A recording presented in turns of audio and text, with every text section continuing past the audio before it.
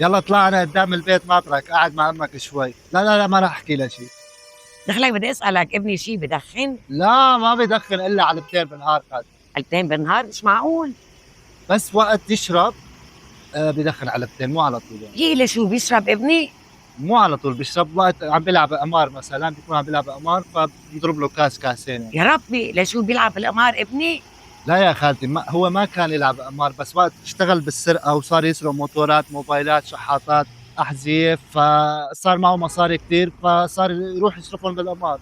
انا بخلفي حرامي؟ ابني حرامي؟ ما انه حرامي من زمان، هو كان يشتغل بالمخدرات وتجارة المخدرات. يا ربي كيف؟ فنصبوا عليه مصاري واخذوا حق الشحنة وسرقوه، فراح يشتغل بالسرقة. قال السرقة بتوفي اكثر، ما في راس مال. كمان مخدرات وسرقه؟ لك مو بس مخدرات يا خالتي، ما كان يشتغل بالمخدرات، هو كان يشتغل بتجارة الاعضاء، بس ما توفت معه راح اشتغل يا ربي، بالمخدرات. انا ابني هيك؟ معقول انا ابني هيك بيشتغل تجاره اعضاء؟ معقول؟ لا ما بس عم يدق لي ابنك. الو. لا لا ما حكيت له شيء يا زلمه.